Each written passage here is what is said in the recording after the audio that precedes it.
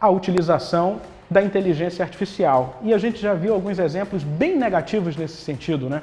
As deepfakes, né? A gente já presenciou isso tantas e tantas vezes. De 2023 para cá, então, parece que o negócio sim evoluiu de uma maneira sem precedência. Agora, se a gente observar que a inteligência artificial pode ser usada numa campanha política, pode ser usada para conteúdo que serão explorados nesse ano de eleição, pode também ocorrer aí uma regulamentação, uma forma de tentar barrar quem faz o uso da tecnologia para o mal. Mas até uma regulamentação é preciso ser bastante estudada, ainda mais em cima da hora. No Congresso Nacional, o próprio presidente Rodrigo Pacheco tem tentado levar esse tema para os seus líderes, para conversar. Mas não se sabe muito bem da proposta que vai sair dessas conversas. Mas sobre esse aspecto, eu vou conversar agora com o Roberto Smith, que está no Rio Grande do Sul, fazer conexão do norte do país lá para o sul, para o extremo sul do Brasil.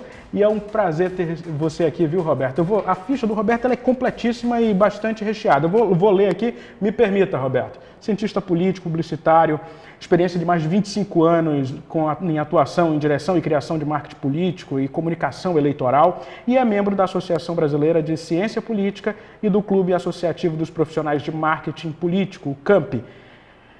Cansou um pouco aqui ler tua ficha, Roberto, porque você tem experiência, inclusive já esteve no Amazonas em outros momentos, participou de campanhas aqui, e é um prazer te receber agora de forma virtual.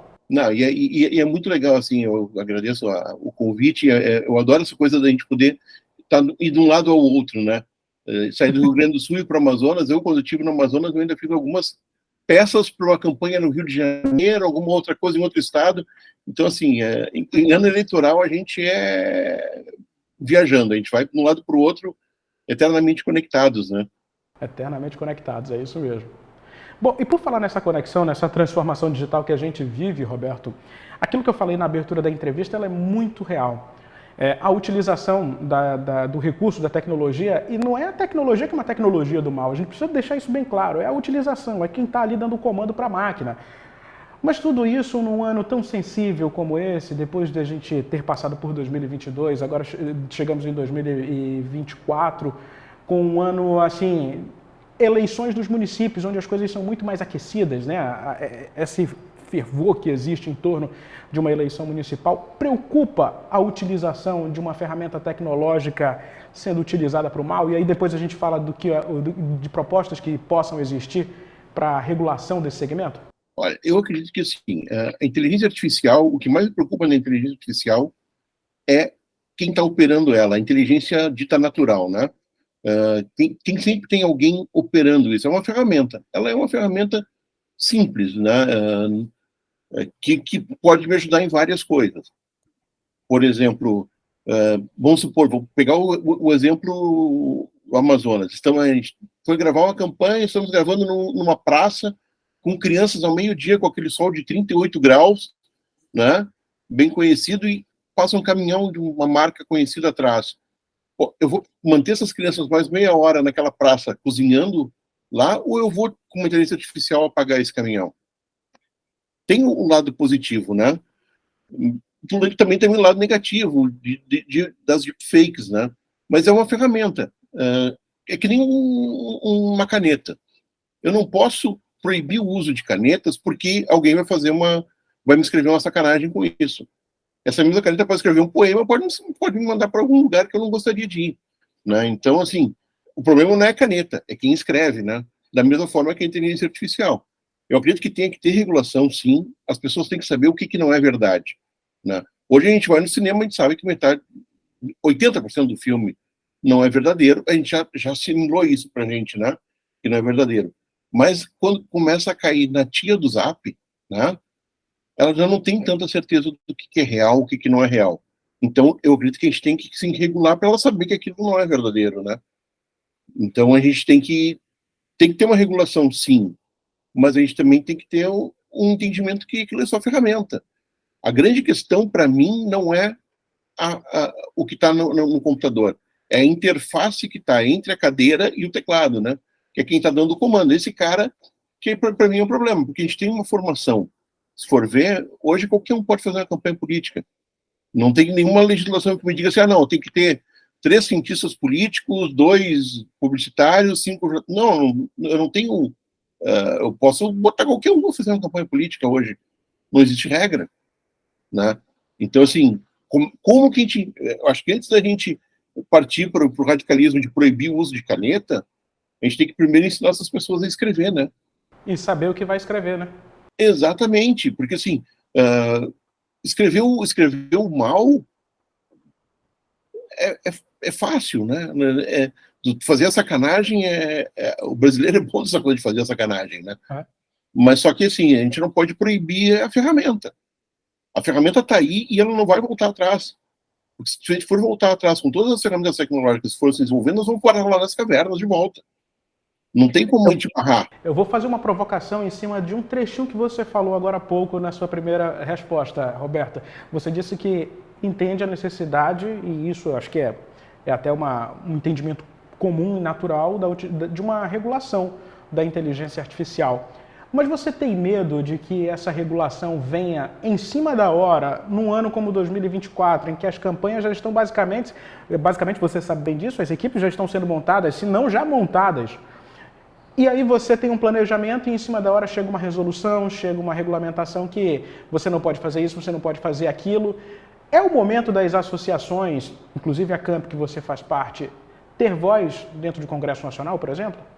Sim, sim, acho que está na hora da gente começar a ter um pouco mais de voz, até para não ter os absurdos que já tivemos no passado, né?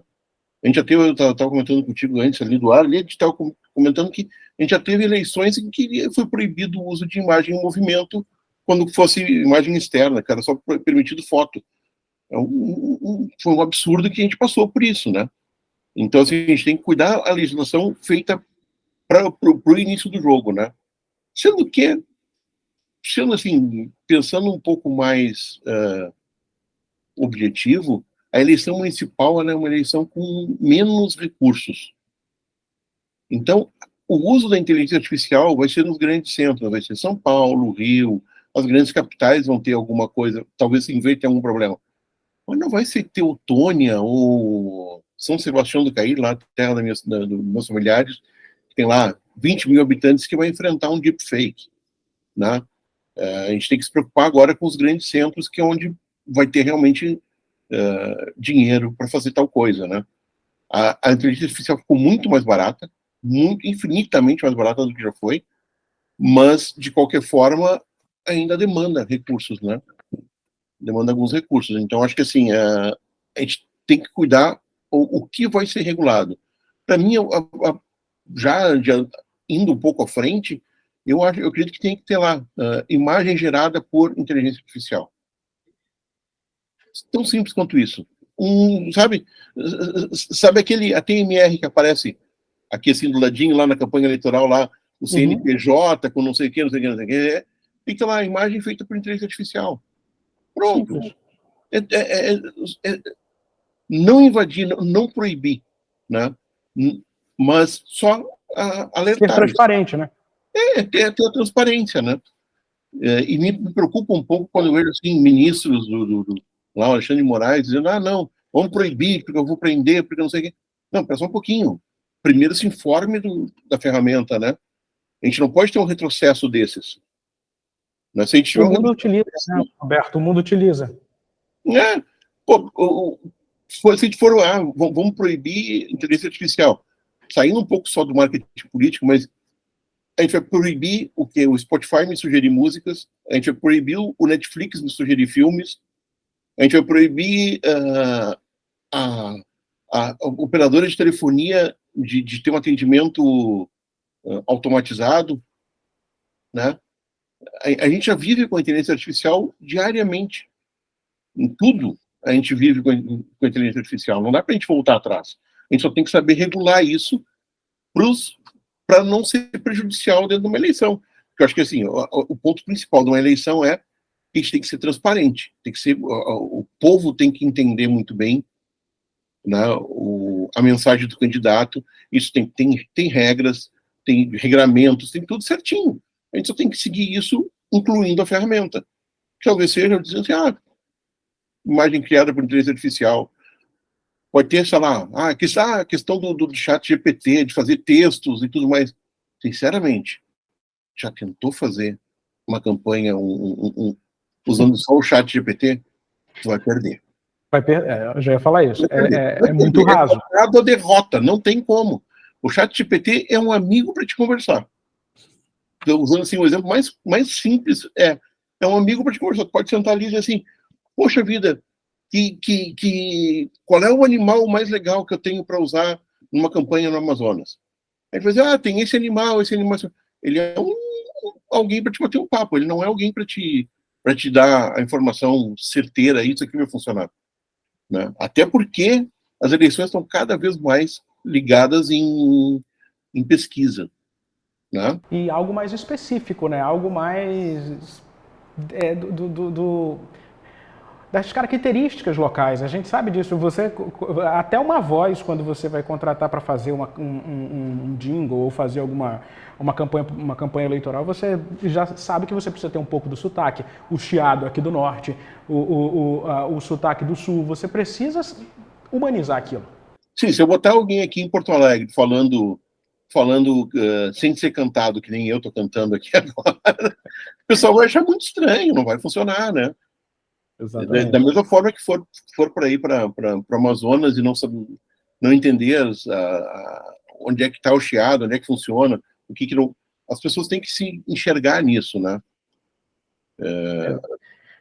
Roberto, aí eu vou caminhar um pouquinho para frente sobre a tua análise nesse cenário mais macro que a gente está conversando. Para você, o que deve ser proibido dentro desse universo da inteligência artificial? Porque a gente teve clássicos exemplos de deepfakes. Deepfake é um negócio que eu acho que tem que ser proibido, não digo totalmente, mas ele tem que ser muito bem resolvido, né?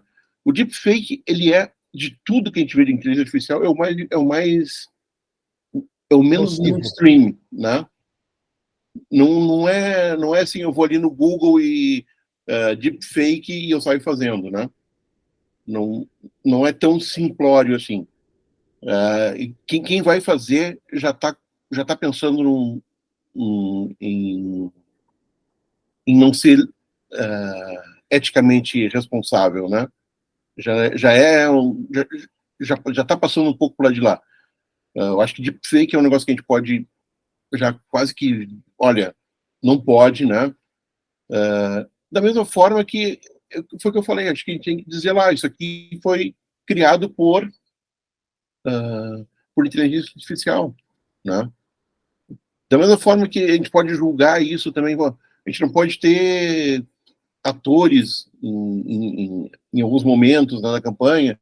Então, assim, acho que muita da legislação que já existe, ela pode ser facilmente aplicável, né? E muito melhor utilizada, né? Exatamente, a gente já tem uma legislação já em algum ponto avançada nisso. Eu acho que a gente tem que incluir coisas e deixar muito claro o que é e o que não é, né? O que é verdade e o que não é verdade. E eu acho que sim, a gente tem que, quem faz deepfake, quem vem lá mentindo e querendo enganar, esse aí tem que ter realmente ser bem penalizado, né? E não me venha com aquela multinha de 5 mil dos TRS, que você não vai resolver para nada, né? Não é esse tipo de multinha, é xadrez mesmo, né? O cara foi lá e fez lá o candidato, sei lá eu, recebendo dinheiro do Trump, né, com o Sylvester Stallone junto, e, né, o cara que já fez um troço desses assim, tem mais que preso mesmo e vai se Mas você concorda que nesse aspecto, e aí a gente caminha até um pouco pelaquela margem, daquela linha tênue que as campanhas políticas operam, que é o direito, né? Você está muito próximo do jurídico, ali toda hora você tem uma assessoria jurídica te dando um suporte, porque é mais que necessário, mas você concorda que num exemplo como esse que você está dando, quem deve ser penalizado é só a pessoa que formulou esse tipo de deepfake, que formulou esse tipo de crime, porque é um crime, ou você entende que até a chapa, até o candidato deve ser punido por ter concordado com aquilo dali? Como é que você faz essa análise? Eu acho que assim, cada caso é um caso, tem que ser analisado. Tem muita gente que infelizmente acaba se valendo desse tipo de artifício, né? E o candidato não tem nem ideia de onde é que veio. Acredita que foi um apoiador que fez sozinho ou coisa do gênero, né? Então, acho que aí sim cabe uma investigação da polícia e ver exatamente até que ponto foi comprometido, né? Eu não iria ao extremo de dizer assim, foi pega um deepfake, já cancela a candidatura, já, né? Eu acho que não dá para ir para esse extremo, mas eu acho que merece uma investigação e uma investigação sumária e rápida. Eu posso dizer, na minha última eleição que eu trabalhei, eu não tive um pedido de resposta perdido. Isso é jogar nas linhas, né? Isso é jogar certo. Né? Eu não perdi uma. Tudo bem que tinha um advogado genial junto com a nossa campanha, que nos conduziu muito bem, mas é saber jogar certo, né? E o que acontece é que eu vejo muito que entraram muitos players da política que não sabem jogar e que acham que desfazer a moral do adversário é fazer política, né? Então acho que tem uma questão aquilo que eu falava do início, né? Da ferramenta, mas também a formação de quem está trabalhando nas campanhas hoje é muito importante. Eu acho que isso é mais importante do que a gente discutir a inteligência artificial. É discutir quem são essas pessoas que fazem campanha política hoje no Brasil, com que interesses, né? E da onde vêm os financiamentos, né? Isso são as coisas importantes que a gente tem que discutir. E eu não vejo essa discussão acontecer. O que você está falando é muito interessante, Roberto, porque você está falando da profissionalização desse mercado. E a gente percebe, principalmente, e vai ver muito isso. É interessante até o nosso internauta ficar ciente que nessa campanha para campanha municipal, é uma campanha que você falou até no início, é uma campanha mais enxuta de grana. Você não tem tanta grana rolando, você vê o orçamento bem mais baixo do que uma campanha majoritária para governo, presidente da República, senadores, essas coisas e tal. Então, naturalmente você vai aproveitando pessoas que estão disponíveis ao mercado, mas eu estou falando pessoas e não profissionais. Exatamente. Exatamente. E tem assim, aí a campanha acha assim, não, agora o negócio é digital, então eu vou pegar aquele menino lá, que tem 21 anos, que não terminou nenhum curso universitário, não que isso seja importante, mas que não tem uma formação, né? Mas ele tem 50 mil seguidores. Ele sabe tudo de internet. Então, eu vou botar ele a fazer. Quando tu vê, o cara está fazendo barbaridades. Né? Vamos pegar o caso do Choquei, vou entrar num tema polêmico, não queria entrar, mas quanto mais as pessoas falam da questão que aconteceu ali com o Choquei, que eu não vou entrar no detalhe, tem um efeito Werther. E o que está acontecendo? Eu estou vendo perfis de 250 mil, 300 mil seguidores metendo de pau e trazendo à tona um assunto que a gente sabe, quem é profissional de mídia sabe que é proibido, que tem regra para aquilo ali, tu não pode fazer do jeito que está sendo feito. Tem código de ética assim, para isso. Uma espetacularização desse negócio, que essas pessoas estão realmente manchando seus teclados de sangue, criando conteúdos que vão incentivar pessoas a continuar fazendo, né, a repetir o ato que a gente não quer que se repita, né?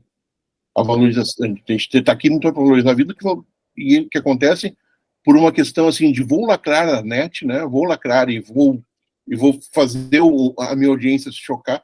Eu vou botar esse tema aqui em pauta, só que esse tema ele é um tema sensível, né? E é uma responsabilidade essa turma está fazendo desse jeito. Por isso que eu digo o seguinte, tem que ter sim uma profissionalização. A gente precisa da profissionalização do mercado. Olha o mercado americano, super bem legislado, regulamentado, porque eles tiveram muitos problemas lá, né? Então, acho que a gente está na hora da gente fazer isso. Vamos regulamentar as redes e inteligência artificial, sim, mas vamos também regulamentar a profissão, vamos regulamentar as pessoas que trabalham com isso, né? Porque, querendo ou não querendo, hoje um deputado, um senador tem 200 mil seguidores, 500 mil seguidores, é uma audiência que tem canais que não tem. E aí? Hoje a mídia aberta, o rádio, a televisão, é pouco provável consiga falar de uma forma ainda tão expressiva, então aquela comunicação de massa que a gente estudou isso na faculdade, você sabe disso, a gente vivia aquele ambiente. Hoje é muito mais, você consegue até acompanhar essas empresas, mas de uma forma mais ali demandada, né? O on demand, você vai para um aplicativo daquela determinada empresa, ou seja, as redes sociais elas vieram para jogar isso no mercado, no meio da comunicação de uma forma muito mais ligeira e rápida do que esses veículos tradicionais. E não se pensou nisso, né? E não se pensou nisso, não se preparou para isso. Exatamente, que são essas pessoas que são lacradores da internet ou são profissionais? Tem gente que tem profissionais, super legal, faz tudo, trabalho direitinho e tudo mais, mas também tem pessoas que não têm estofo para isso, né? E estão lá cuidando de perfis gigantes com audiência gigante, sem responsabilidade alguma, né? Aí a gente vai até caminhando para um lado bem comum a gente discutir quem é profissional da comunicação, que é essa desvalorização que a gente tem do mercado. Aquilo que você falou, de você colocar uma pessoa que não é um profissional da área para ficar ali comandando determinado segmento desse setor, você percebe que uma hora ou outra dá errado. Dá errado, e me preocupa assim, procurem, depois vocês quiserem, quem estiver nos vendo, o efeito Werther, né? E está muito claro nessa questão aí do Choquei. Né? No dia seguinte, 2 dias depois, o PC Siqueira imitou o ato, entendeu? E agora eles continuam batendo. Parem, não é a hora de fazer isso. É isso mesmo. É a hora de a gente deixar de lado esse assunto, porque a gente sabe do código de ética da profissão. Exatamente. Estamos nós dois pisando em ovos aqui para não falar nada, né? Não, imagina. Roberto, eu quero te agradecer pelo esse bate-papo. Acho que a gente conseguiu mostrar essa preocupação que o mercado, que você está totalmente inserido, tem essa preocupação da utilização de uma ferramenta para fins nada positivos. E te agradecer pela entrevista. Muito obrigado mesmo. Opa, eu estou aqui à disposição sempre que precisar. Foi um prazer conversar contigo, Caio. Se precisar, só puxar o fone. Não, eu te agradeço. Eu vou te mandar um WhatsApp para a gente manter essa comunicação. Te agradeço mesmo. Desejo para você um excelente 2024 e de boas campanhas. Opa, para nós todos. Vou só pedir para você ficar na tela enquanto eu me despeço de você, internauta. Obrigado. Curta, comente, compartilhe esse conteúdo. Inscreva-se em nosso canal no YouTube, é o RT1 Play. Até uma próxima oportunidade.